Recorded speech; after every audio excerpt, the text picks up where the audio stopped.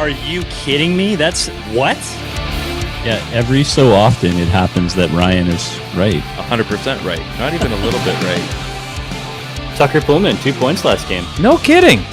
My man! Hey, neither does me running shirtless, but that turned out very well. Welcome to the PP1 Podcast. We came in hot on that one. My headphones were a little booming. Was it booming on your side? No, it was good on this one, but I do get the boom. It So felt I know what you're talking booming. about, yeah. Felt booming. I don't know what to do with my hands. Felt booming on my side. Welcome, as the entry says, to the PP1 Podcast. Your good friends, Ryan and Ted from Kelowna, are back with you. We're going to actually talk Canucks, which feels very weird to say, and it's not going to be filler. There will be, it's kind of filler because, let's be honest, they haven't really done anything yet aside from a press conference and a lot of hearsay and hat say and a bunch of other things. This is what it's about.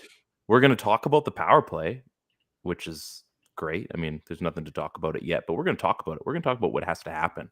We're going to talk about some PTOs that maybe shouldn't be existing. We're going to talk about preseason, which is oddly enough coming next week. We're going to talk about Bo and his contract. We might get into Ted's modeling career, although I don't have those pictures anymore, so I may spare everyone. Tough crowd. You know what? If you really want to see him, go check out our Thanos show. More than happy to replay that over and over and over. I mean, you're a pretty good looking dude. You made it work. Hopefully they let you keep everything.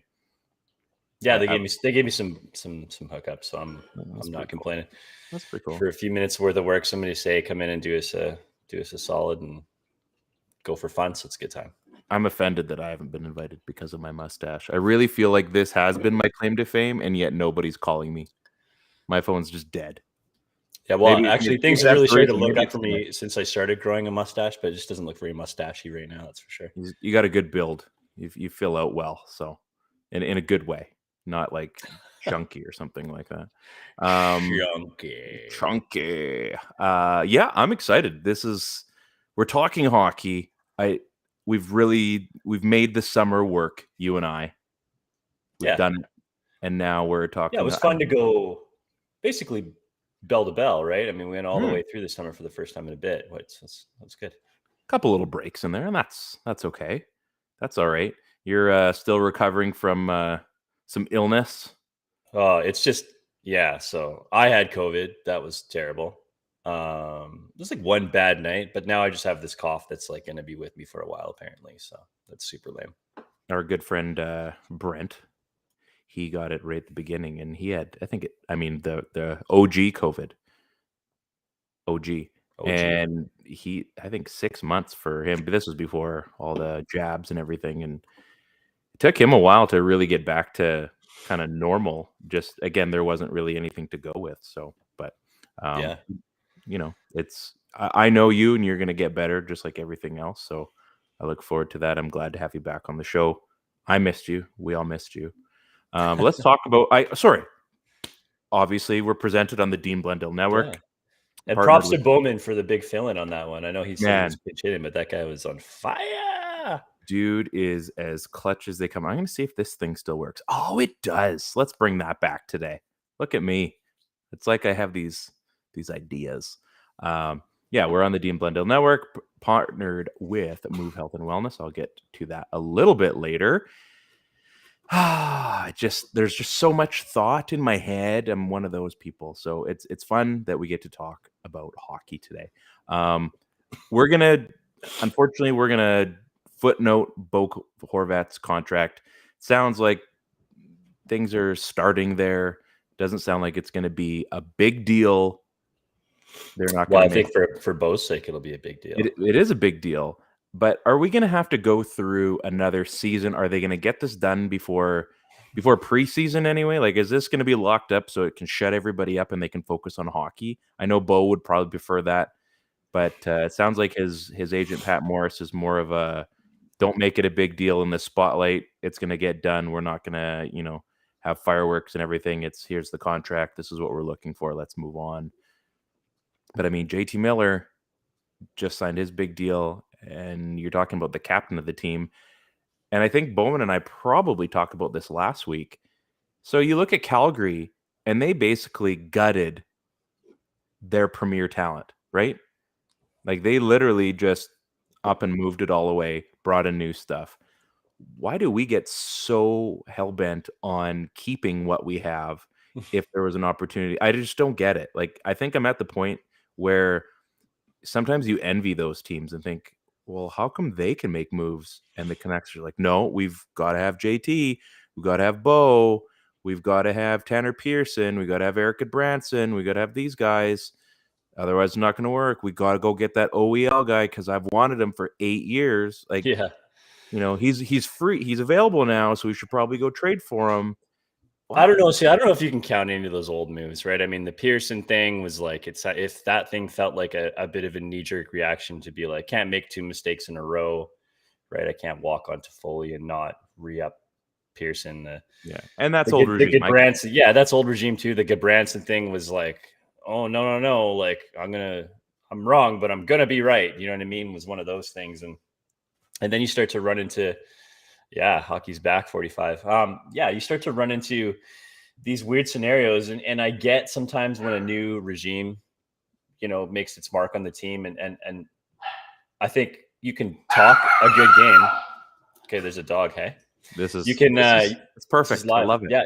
You can talk a good game about wanting to make changes and wanting to like impact change. But then all of a sudden you get the job and you're making money and you're collecting paychecks and you have accountability pieces and people that you're responsible to explain your actions to. And then all of a sudden going ahead and making a move on your best player isn't an easy thing to do, right? I mean, and maybe the market softened up from where you thought it was going to be, which it clearly did. And now you can't just go make a move for the sake of making the move either, right? So you're kind of in a funky spot, and it's not like a situation where it was when Trevor Linden first got into town with JB and and they didn't move Dan Hanhus because they were trying to teach the rest of the league like a lesson, like, oh, we won't take, below face value for a player. We'd rather let him walk. Like you can't do that either, right? So it's like this bit of a sticky situation. So they had to sort of buck up and re-sign him because the team obviously just felt that they weren't going to get what they were supposed to get with Miller. And now we're in that spot with Bo again. And you kind of alluded to that earlier. And I think it's going to be handled a little differently than JT's was. I think that was just dragging out for so long because I think the intention was to trade him and to move him. And I think they had to pivot, which I'll give them credit, right? Pivot, Ross, we'll throw it out there. Pivot. Exactly. But they had to pivot to make that move to keep him, right? When you find out that you can't trade the guy and there's no way it's going to work. Now your focus has to become, how do we re-sign him at some sort of a friendlier value than what you initially anticipated, right? We know the market for you isn't what it was before, so maybe now the payday is not exactly what it was before, although he still got paid. It's obvious. But I think their intention all along has been to keep Bo. And I think they're going to the negotiation style is clearly different. So I think it's not the same vibe as the JT Miller one. Does that make sense what I'm saying? How it does. I have a question, though, to kind of relay back on that. How touchy, though, do you have to be with this contract? Because he's not one of your secondary players. He is part of that core. I know you can't put a ton of weight on it, but he is the captain. He is drafted. He's been with this team now, I mean, a long time. Like traded for Corey Schneider. Up a Canuck yet? Like he's a lifer as we know it, as far as sports goes. And this is going to be his contract. This will be the one likely that he's going to get whatever his top dollar will be. Unfortunately, Bo hasn't had I don't want to say a stellar career because he's had a pretty good career so far. He's had a pretty damn good career, yeah. But it's as far as when you get to this contract, and every guy gets one, right? If you get this far, are they going to have to be a little bit touchier on what they're going to offer him and what they're going to be willing to sign him to? Or do you think that, they do have an ultimate out clause, or do you think like this happens no matter what and everybody's going to eventually sing Kumbaya and we're going to figure this out? No, I don't think that this happens no matter what. And I didn't think that with JT Miller either. And it happened. So I just don't like the idea of signing signing players well into their 30s when their extension ends, right? I mean, how old is Bo now? 26? Yeah. You sign him to some sort of 8-year deal. You're looking at, a close to mid-30s player by the time the contract ends. And I mean, we've seen it on almost every team that's out there in the NHL. You don't want to be paying those guys the huge amounts of money. I mean, it just doesn't. I mean, when you tack on the not even fact the that money you're though, it's term too. It is the money. The term is also huge, right? But you don't want to be. Could you imagine having, 4 or 5 years from now, a Bo Horvat at 31 or 32, making $7.5 million, and a JT Miller at like 35, making $7+ million, and I mean, that's 14 and 15 and change for guys that are going to be trying. We're hoping that they're still contributing as frontline players on this roster at those age brackets, but it's very, very likely, more likely that they're not going to be, right? So I don't think you can just go lock up Bo for any number. I think it is a little bit touchy-feely, but there's probably some dialogue back and forth where I think Bo's camp has to know they have to come in at a bit of a decent value as well, right? I think it can't be just about the guys getting paid if they're going to try to make this work. But on the same token, I see where Bo's camp should be about trying to get the maximum value for their player as well, because you only have so many years to maximize your earnings, right? So both sides are going to be in a tough spot again. I don't think this is going to be an easy deal to negotiate. I think that it's going to be handled different than the JT Miller contract. I really do. But I don't think it's a simple case of whatever it is to get it done, because they didn't even do that with Petey or Hughes for that matter. Yeah. It's funny how each one of these contracts has just been so specifically different. I mean, the PD and Hughes ones kind of went hand in hand. We also went through probably one of the biggest changes this organization's ever seen when that all landed. So it is a little different this season. You can't go back and redo anything. But I think you look at this Bo Horvat one and like, what kind of term? Because it always seems like for it to be team friendly, so that they get the cap hit down, you have to sign longer term, which is great. I mean, it's great if you can have guys long term and they work out for you. But I mean, that only really works on so many teams, and otherwise it's just convenience. Like, hey, well, we can keep this guy, but we have to keep him then for 8 years if he goes to the number that we can afford and that we're willing to offer. You don't want a guy for 8 years necessarily. I don't care who it is. Like, you can have your best player. Are you going to say 8 years from now you're going to still be getting top dollar? And we've had this conversation numerous times. There's 3-4 guys in the league that maybe get full value for that. Yeah, tell me if the Chicago Blackhawks are happy with the money that they're paying Jonathan Toews right now, or Brent Seabrook before him, right? I mean, some guys are able to continue to put up huge numbers at an advanced age, and they had 3 cups to say, you know what, we can throw away some years. We got 3 rings to talk about. And that's the other side of things. I think when you're winning, you can eat some crow a little bit and be okay with that. You still have to run a business, but I mean, 3 rings does a lot of talking. So yeah, I mean, they've done stuff like that before, right? They've done like, hey, like, thank you so much, Alex Burrows. We know that you took a pay cut to stay as part of this winning team, and now it's time for you to re-up, and we're going to sort of pay you based on previous history, right? But that's what like Burrows got paid more for his least his least productive seasons than he did at his bang for his buck seasons, sure. Right? And that was sort of by design. Like, the organization sort of felt that they owed him that contract for the service of years of service. Yeah. Like, I don't hate on Bo at all. I love the player. I think it's great. But what has he done past that point to sort of earn that favor of a guy like Toews to say, yeah, because of your years of service, we're going to pay you for all the work that's done.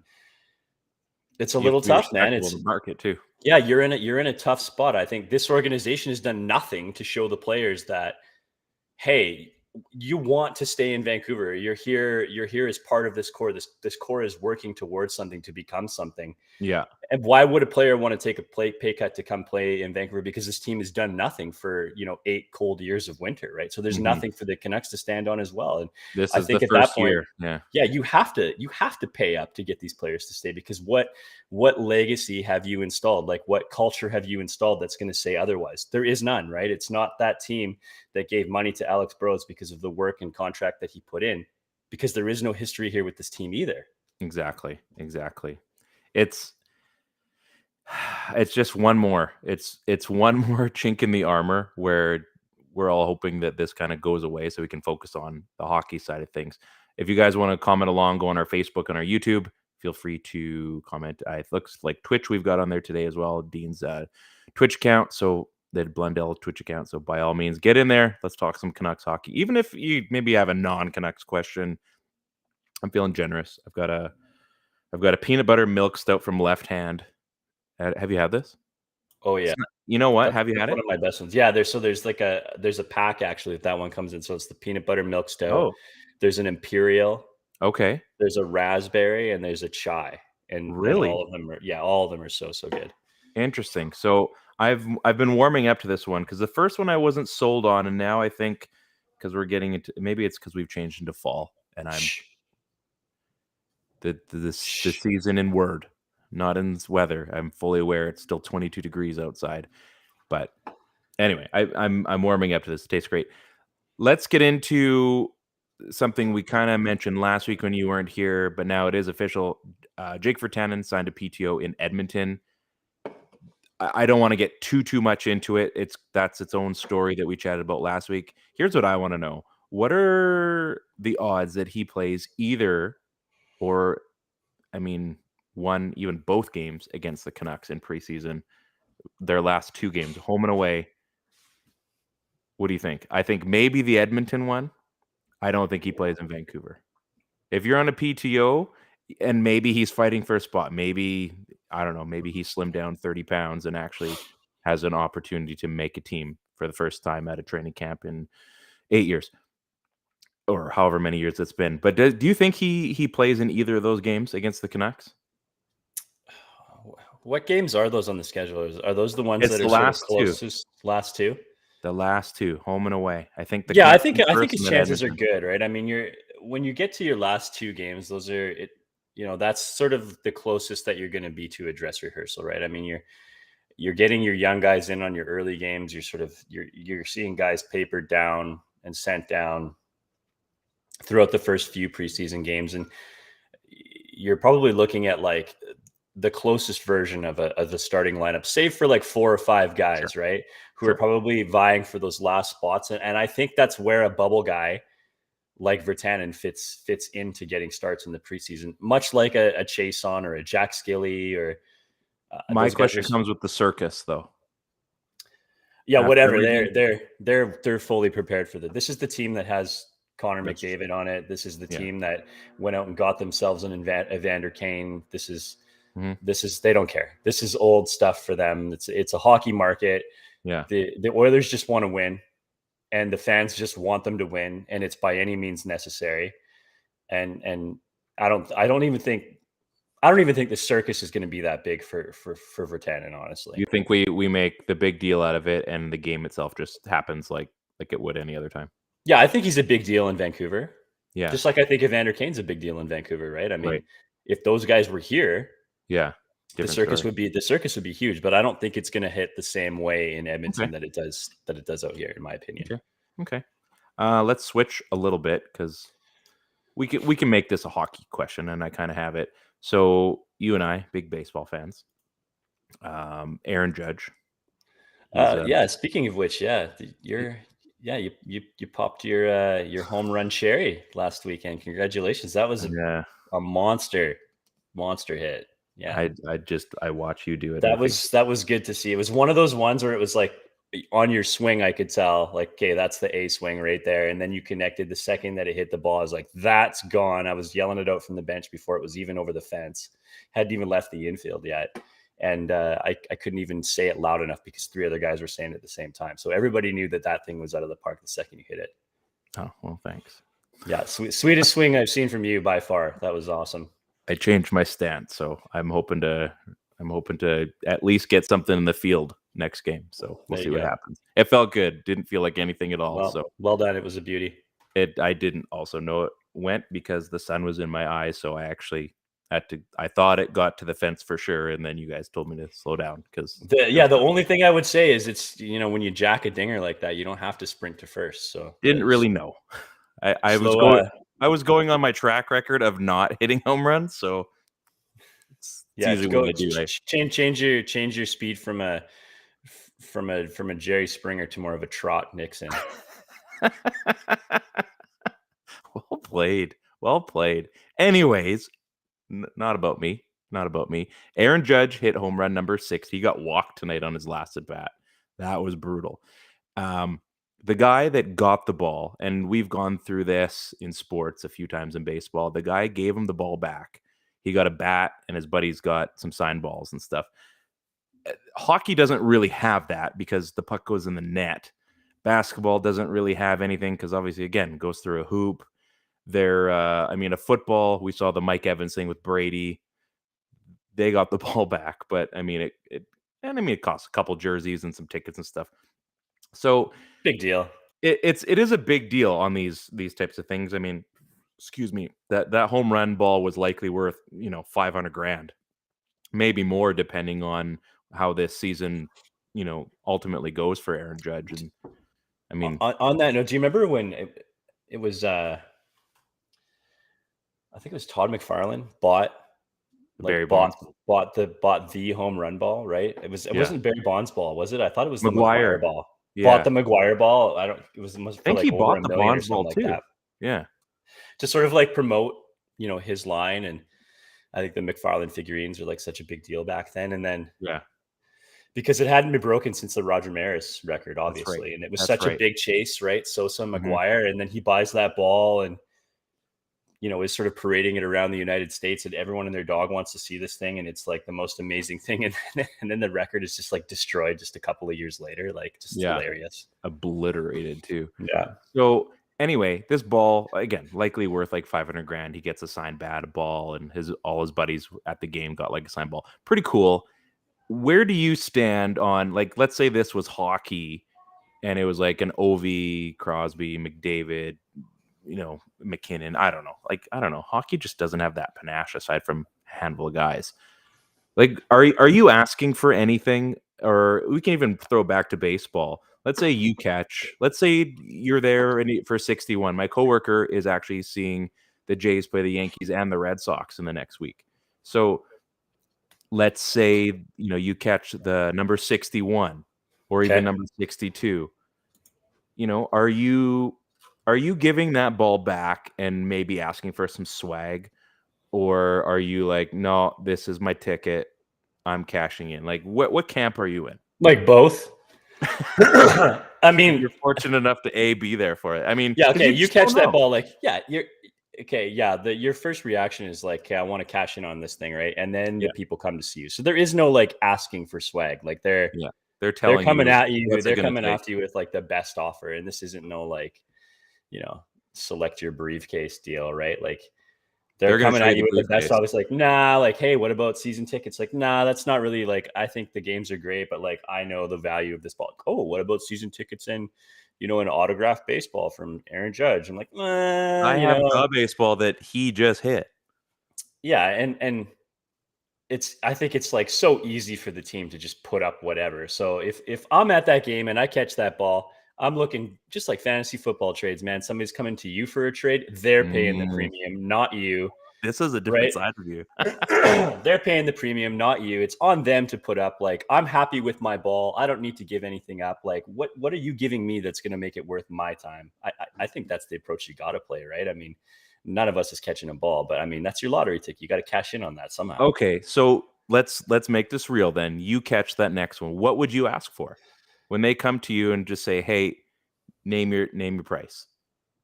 Okay, what happened with the Brady jersey? Do you remember? So after they managed to get the ball back, yeah, exactly. I mean, that was there's only a couple of athletes that, I mean, imagine it was a Michael Jordan thing. Like Tom Brady is in that air, right?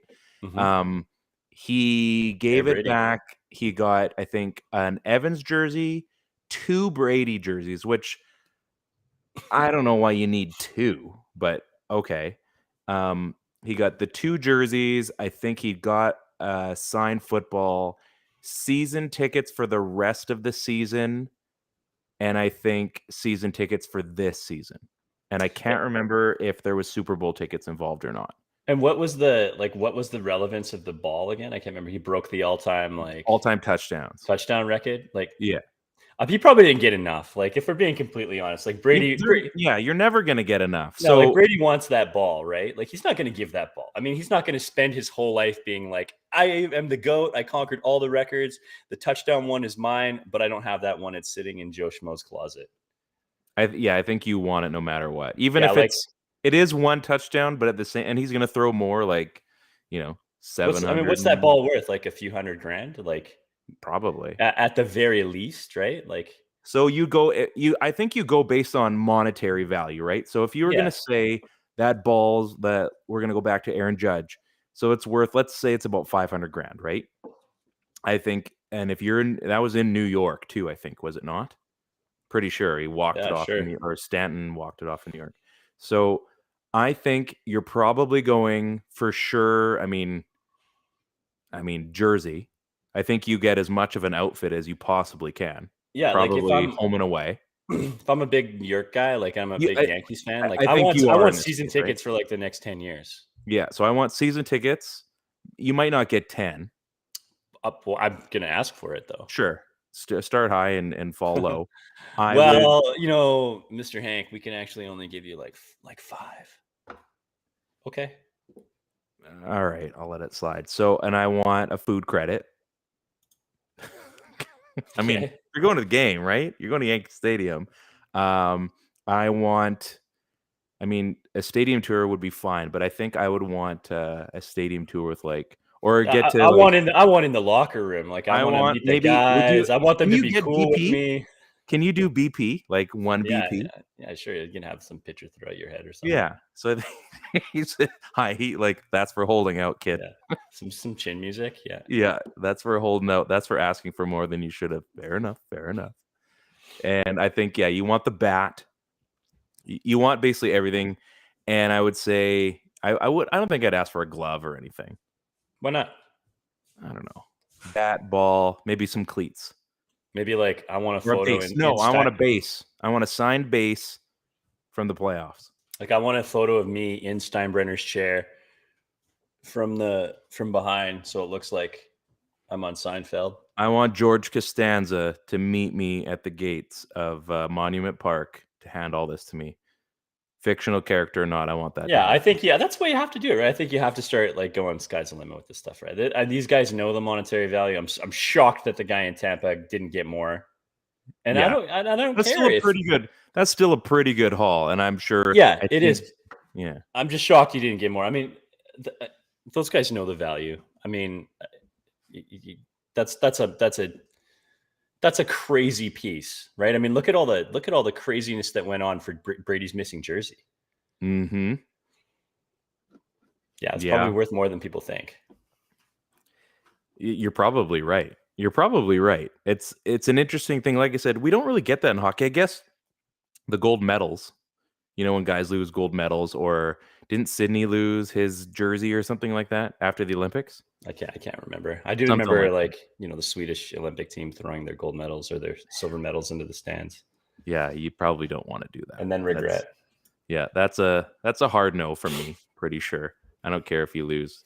You're gonna regret that. Let's get into quick move health and wellness ad read, because they take care of us, we'll take care of them. You guys, move health and wellness. We're getting back into fall sports season. I said the word, I'm sorry, Ted, but it is time. We're getting into rec beer leagues. I saw a buddy of mine tonight. We were just chatting about some sports injuries, this and that. We are getting into fall ball. We're getting into maybe those last few rounds of the year for golf. We're getting into, the odd game of maybe flag football outside, now that it's in some areas that you're listening to this, maybe a bit colder. And, you're going to probably incur some of those injuries that you haven't been stretching enough in the summertime. Upper body, as we found out from Dr. John, is usually an ailment as you get into the fall. We're overusing our upper bodies that we've been using all summer on the beach and playing volleyball and this, that, and the other.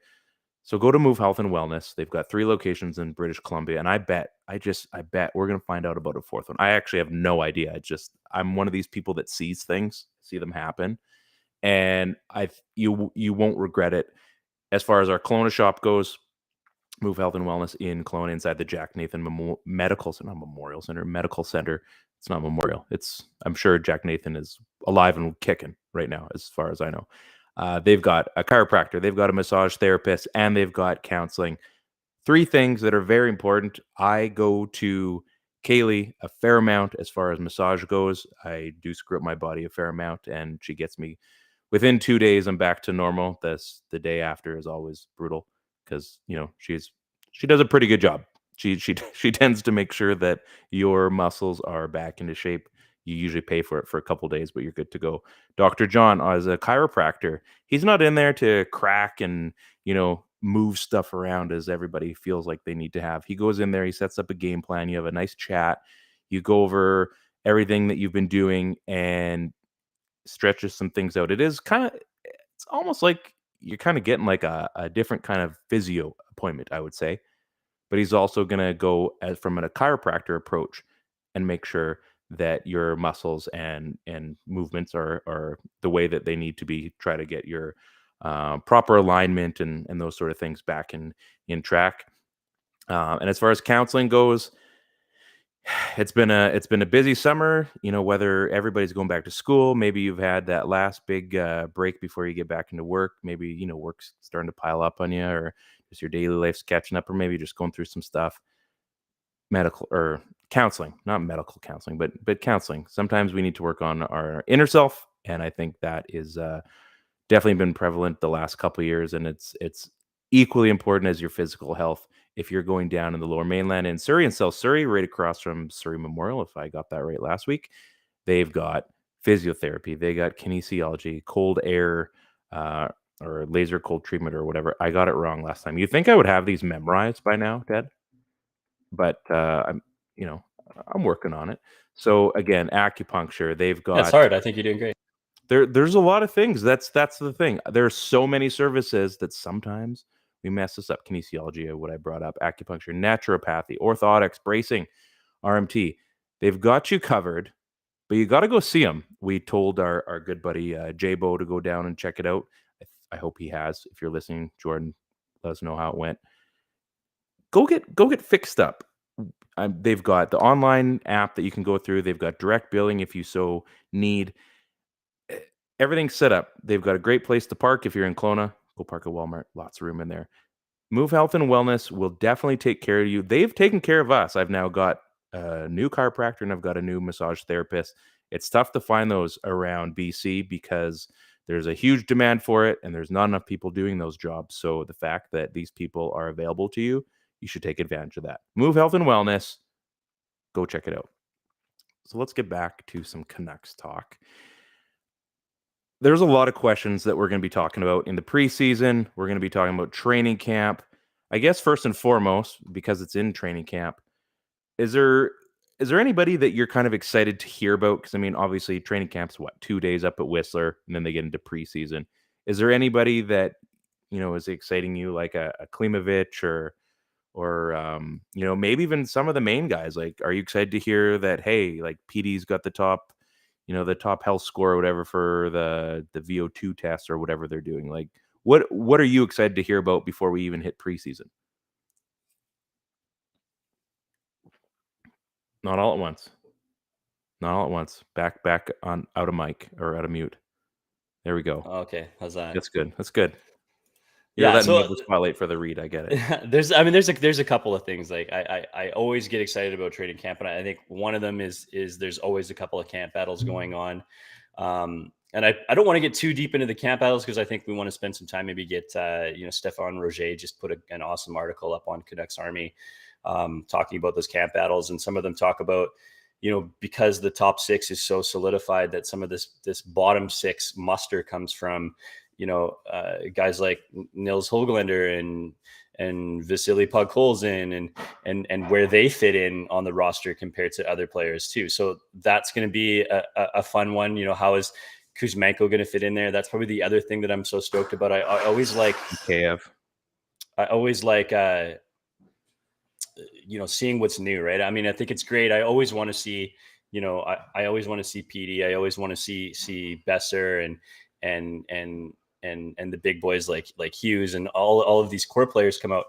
But I'm really excited to see the new guys. Like I want to see Kuzmenko play. I want to see, how far Linus Karlsson has come along. I want to see, how much Podkolzin has grown his game over the summer, because that's when these guys make their huge gains, is over the off season. I think Nils Aman has been, a bit of a story up at prospects camp, and we already know that he's such a gritty player that could really fit nicely into the bottom six. And then speaking of the bottom six, I want to know about Dakota Joshua. I mean, I think this guy is like a bit of an unknown, and I think he's a big bad dude who can just do some damage here on the bottom lines. And then you mentioned before too, right? Ilya Mikheyev, right? So I think that'll be a guy whose speed I want to see, and I want to know a little bit more about Jack Rathbone. And this is his year now, right? Exactly, right. I think you were talking about trading camp battles, and I think there's going to be one between Luke Schenn and Tucker Poolman that Stefan Roger, outed in his article. So I think it'd be cool to talk to him about some of his thoughts on those too, right? I think, there's a bunch of these guys that are on this roster that they're either in the position to have made a big gain in the offseason, or they're new and we don't know a whole lot about them, or they're in a position where it's like, hey, I'm either going to be in a bottom six role where I'm not in my comfort level, or I'm going to be somewhere in the top six because I've earned my spot there. And I think there's a bunch of these scenarios that could play out during camp, and those are always the ones that I'm most excited for. Do you think, and I've been listening to some podcasts as well this week, because that's what we do. You just soak up every little bit of Canucks information that you possibly can. Niels Hoglander is going to be an interesting one, I think, as well. We see a guy like Jack Rathbone that is basically not a put up or shut up kind of year, but kind of. It's kind of, are you going to be relevant on this team and you're going to make that jump? Whereas Hoglander's been here for a couple seasons now, and now it's, are you gonna make this team, or are they gonna throw him back in the in the AHL down in Abbotsford to basically, dominate in a league that he probably would get a ton of reps in and become a star player out there? I think there's a few of these guys, like these are the ones we're going to be looking for. Hoglander's an interesting one because he's just such a motor, right?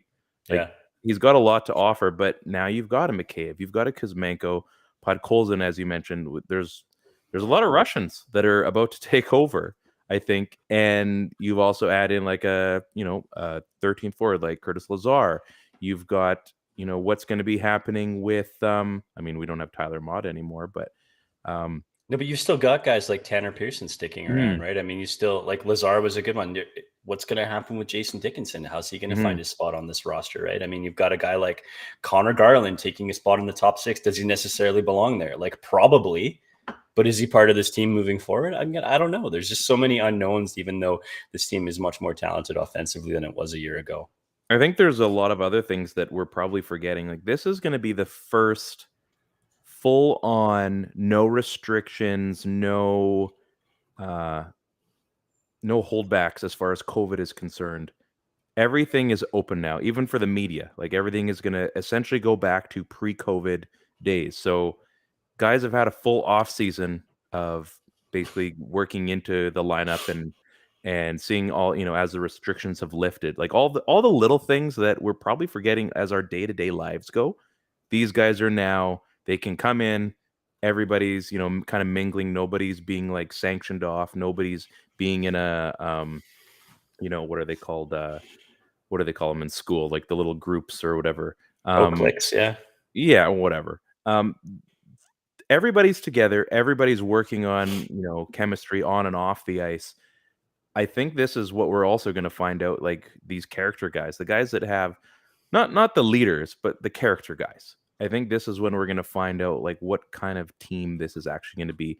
I would say more so on the bench, on off the ice when they're working out, who are going to be these little pairs you're going to see throughout the team. Like, are we going to see guys gel? Are we going to see, instant friendships kind of thing where, you see a guy like, wow, I would have never thought that those two guys would click so well. I'm, Mhm. hope that they can click on a line as well, or maybe a D pair that has finally been given a chance, or I don't know. There just seems to be a lot out there. Demko kind of said that it's playoffs or bust this year.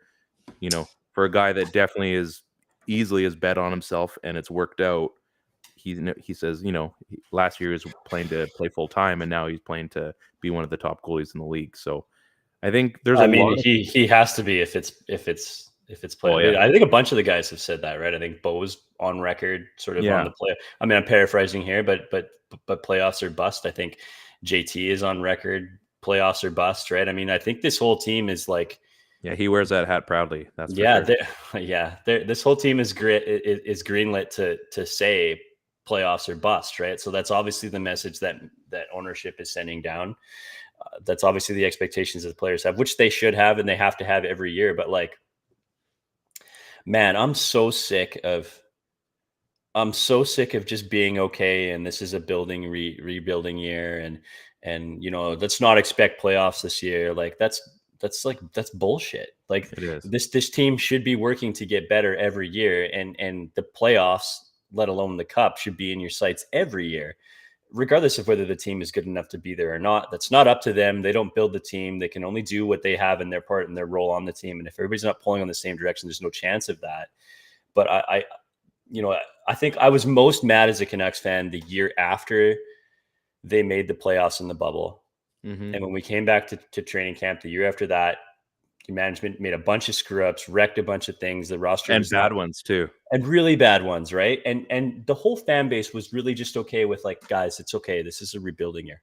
Why on earth is it a rebuilding year the year after you make the playoffs and make a big push? Like, I mean, we weren't. that's not the way that you're supposed to do it. So I want the fans to sort of hold them to a higher standard, especially after what happened at the end of last year. Yeah. And if this management group made the decision to not make huge changes, but bring in players to help and augment, then hold that management group to it as well. If you think this team and this roster is good enough and you're not willing to, not that they're not willing, I know that they've explored it, but you took the job, right? You took the job. Someone else is paying someone else's handcuffs or applied, and there is ways out of it. And I don't think they've been as creative as they possibly could have been to move some things around. Yeah. Then the fan base needs to hold this management group to that as well. That if things are staying the same, that means you think this roster is good enough to push the playoffs. And if it's not, some shit's got to go down, right? Yeah, heads are going to roll. And I mean, it's going to happen too. What are you actually, we kind of addressed that a little bit, and we'll get into that probably preseason stuff next week. I want to talk about, I've been thinking about this today as we were kind of going through what a rundown would look like.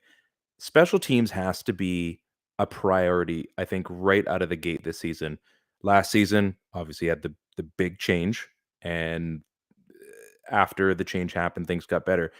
So on the power play side of things, I would love if they would actually get back to what they kind of did with like the Verbata year, like the shoot first, ask questions later, when they actually were one, or even when Petey first got on there, or Besser, like basically the one pass, one timers, getting shots on net, getting the bumper guy down low, and being able to kind of move out. I always bring up like the Rockets, how they used to do that with Merkley and Draisaitl. I found that they were so successful with that. And then they went back to getting cute again and trying to do that umbrella and trying to move it around the peak there. And it was so predictable that, and I mean, it still worked, but it wasn't the way that they had a power play that used to work so well. And you had to respect any one of those guys because you didn't know whose stick it was coming off of. So I would say on the power play, first and foremost, like, do they overload this? Do they do it 4-1? Do they do an old school power play where they've got 3 forwards and 2 capable D-men? Who do they save for the second power play? I think this is one of those years, and I know our podcast name is based on it, but I do think this is a year where the power play has to be important, because as great as 5-on-5 is, and as great as they were operating on 5-on-5, if they do want to have a shot at the playoffs, if they want to even be remotely dangerous, their special teams have not perfect, but they have to be so much better than they were last year. And we'll start with the power play. I know we don't have tons of time, but let's start on the power play. Like, what do you think they need to change? Like, what did you see that maybe I'm forgetting that they did well? Or I don't know. Like, what are your thoughts on the power play? You're on mute. You're just Yeah, I mean, it's okay. Like you're I'm giving still me a the bit respect. Thank you. I'm still a bit baffled on the power play, if I'm being completely honest, because I feel like the horses are there. They're just not being utilized properly. And uh, I think they see spurts of success, but I think that it's the NHL's smart, man. Like I think if your power play is working for any period of time, whether it's overload or umbrella, I think teams teams key in on that and they figure out how to thwart it, right? Yeah. And so I don't think I used to think in the past that it was like just be so good at one thing that you have to force them to stop you and secondary chances occur as a result. Yeah. And I don't know if I think that anymore, right? I don't think you can continue to force the square peg in the round hole if you're not so good that they can't just beat you, right? So I think the team has to do a better job. Like install whatever system it is that you want to install from the jump, but also install secondary and third systems and fourth systems that need to be sort of ready to go at the helm. And I think it could be different for each team that you're playing against, depending on how they set their PK up, right? I mean, you have you know, an AHL head coach that's sitting on your roster. You have another former NHL head coach in Mike Yeo on this roster. Not to mention Bruce Boudreau, who put together one of the most dominant power plays that ever existed in Washington with Ovi. Yeah, Ovi was there, but there's a couple of guys on good. this. I Yeah, like he's him. pretty good. There's a couple of guys on this roster that can boom the puck, right? Mhm.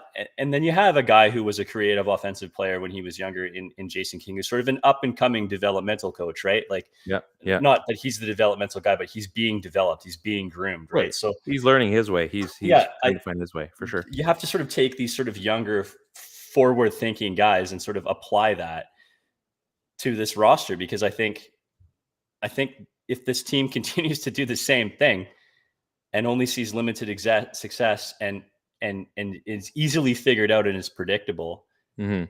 it's just not going to work again. I think they have to be quicker to make a change, I guess is what I'm saying. They have That's to what I'm worried about. That's they all. have to recognize that things are starting to degrade and maybe we're getting less chances as a result. Maybe Petey's getting less looks because he's being covered more often.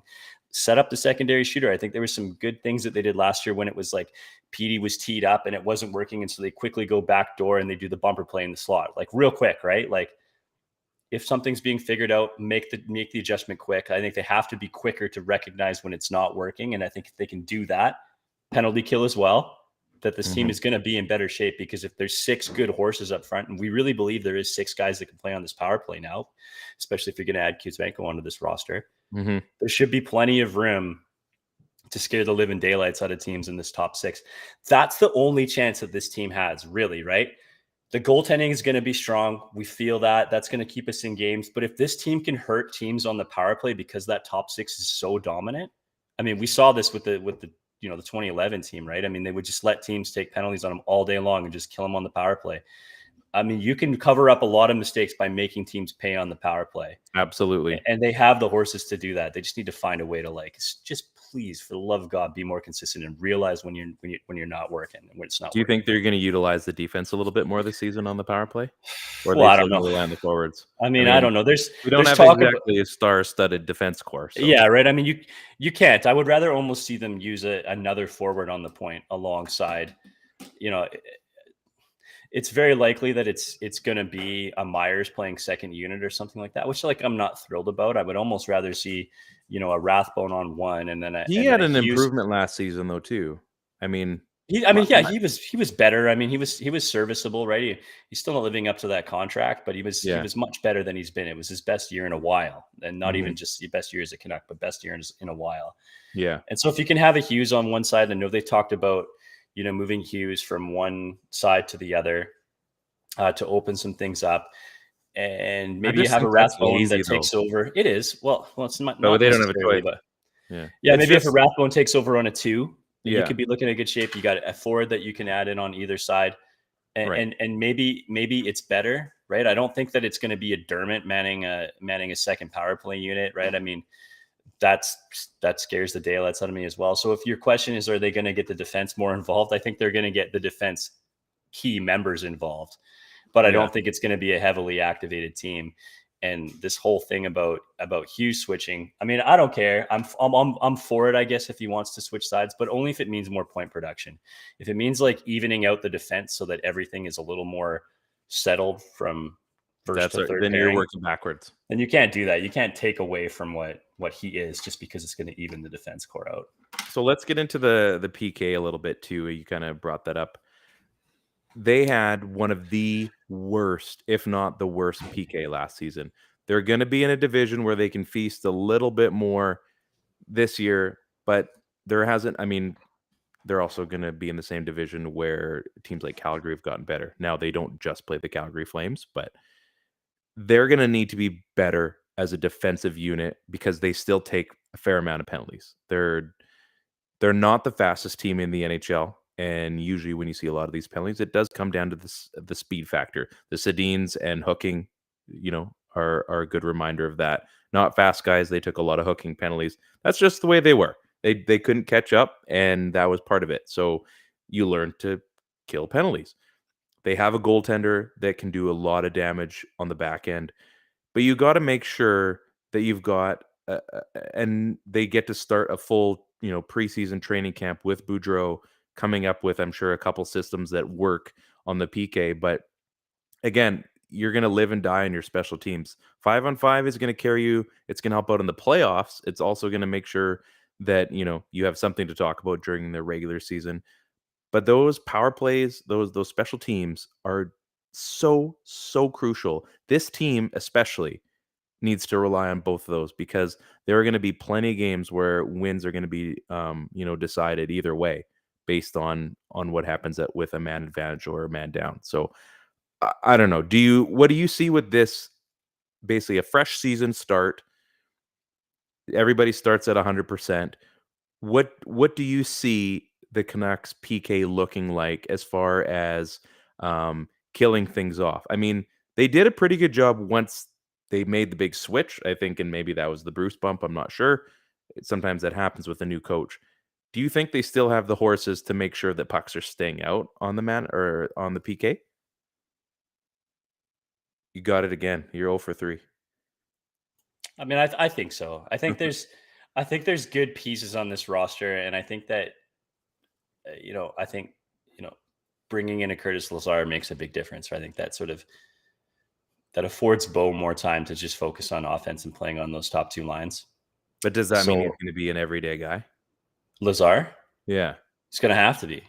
I mean, that's why you signed a guy like that. That's why you gave him a 2-year deal, right? So I think what needs to happen is you probably have to have a guy like Dickinson step up and at least be somewhat, competent playing in that center role. Like get back to your Dallas days a little bit because that's he probably was uncomfortable too, I bet.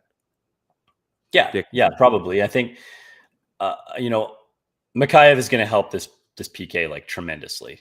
Mm-hmm. Like I don't even know if we're going to be able to quantify how good he's going to be on this PK and how much he can help it. And if you start seeing guys like, maybe Pug Colson had a big summer and he can take on, big PK duties. It's a really responsible defensive player, right? I mean, yeah. For all the hype and talk that Bo gets, I mean, he's not actually a killer defensive ace, right? I mean, part of why he's so good defensively is because he has the puck all the time offensively, right? Mm-hmm. So yep, that's a little tougher to do on the PK. I mean, maybe there's a bunch of growth from a guy like Will Lockwood. We know that Tanner Pearson is going to see some time on the penalty kill, right? So yeah, there is some pieces here. I think they've got the bodies. I think they're missing that second center. And again, I think we're going to have to, I just said his name, but Dakota Joshua, we're going to have to see what he can do as a center. Is he fast enough to play in that penalty role? So I think there's a couple of guys who are good established penalty killers on this roster, but there's going to have to be a couple of guys that step up and show that they've sort of improved their game. And we need them to, right? I mean, because without that, then that top six can't be fresh to play as a top six because they're also playing penalty killing role and they're also playing power play roles. If they can be freed up, then that's going to make a big difference. When we started this show 3 and a bit years ago, it was the power play. I mean, the power play PP1 was what everybody was focused on. Who's going to be on the top power play? Special teams since then have been a talking point unfortunately, bits and pieces, it was pretty amazing. But special teams have become such a big part of what this team is. Even in the 2011 days, and that whole team, you brought up, like, our power play was, they feasted on the entire league. It didn't matter who. They did everybody. And the PK, it wasn't too bad itself either. We had a guy, some Roberto Luongo. They had Dan Hamhuis. Some Malhotra guy. Yeah. They're, some Kessler guy. Yeah. One a Selke, whatever. No big deal. They made that work. Even in Alex Burrows, right? They had guys that just dug in the corners, and they made a living on making sure the puck stayed out of the zone. And then when it got out, they made sure it went in the other net. So I think this team, this needs to be a big focus this year. And I think that's going to probably end up being something that we probably cover a little bit more, just because I think there's opportunity, right? I think there's an opportunity for this team to make a change. I'm not going to be one of those guys. I kind of wrote in our rundown that, are the Canucks basically the ice version of the Seahawks this year, where they're going to get a couple good win streaks, and then they're going to have their losing streaks. And at the end of the day, they're going to live and die with, how great Demko is going to be, which they kind of almost did last year. But I don't think it's going to be that. There is promise on this team. There are massive opportunities for this team to be, I'm not going to say leaps and bounds better, but they're gonna be a competitive team, and that has to start somewhere. Are they going to surprise us? It's entirely possible. The NHL is a funny league that way. At the same time, I think they have to respect that they do know what they have on this roster, and it isn't championship caliber quite yet, but they definitely have a decent start with a few of those pieces. What that looks like going into preseason, if there's still any trades that may happen. Jim Rutherford is a tricky dude. He's been known to ruffle some feathers, and this market quite likes that. So I'm excited to see what happens. I know preseason is on next week, if I'm not mistaken. We actually get to finally see some games. Looks like they locked up a radio deal for this year, so Sportsnet 650 is covering those. Not like it's a big deal that you have a radio partner for covering games when you're not watching TV, but hey, who am I to tell a media company what to do? That's pretty much it, I think, for you and I. It's been a busy week. I'm heading to Vancouver tomorrow to do some work stuff, so I'm gonna try to take in the city, maybe catch a brew or two. Maybe I'll run into like Pete and Doug. We'll see. Trying to do some. I got a few hours to waste tomorrow. Hey, fellas. Yeah. So go in the big smoke. Maybe I'll go buy a JT Miller t-shirt. Now that he's going to be here for a long, long time, I figure I'm going to get a good 8 years out of that shirt. So for 7 years, you're going to get. You can have it for 8 years. Then maybe like 5 will be good. I still have a Josh Donaldson t-shirt. I wear that all the time from the Blue Jays. So how long has he been gone for? A pretty penny. So he's been gone for a bit. Any final words from yourself, sir? Yeah.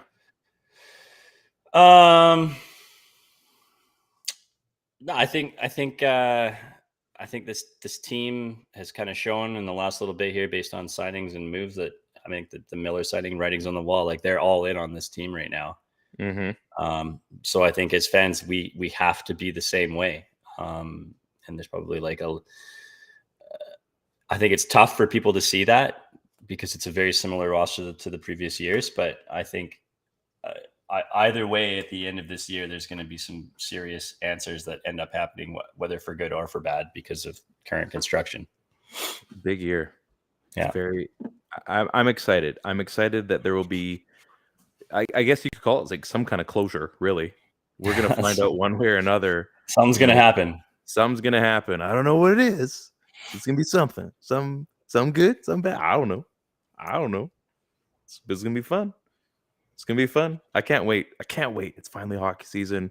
Football's like, this is the best time for sports right now. I love it. Baseball playoffs, football's getting ready to go. It's already week 3 coming up. Baseball playoffs, hockey's about to start. It's good times, man. It's good times. This is the PP1 Podcast. We're on the Dean Blundell Network, partnered with Move Health and Wellness. Make sure you check us out on our YouTube page.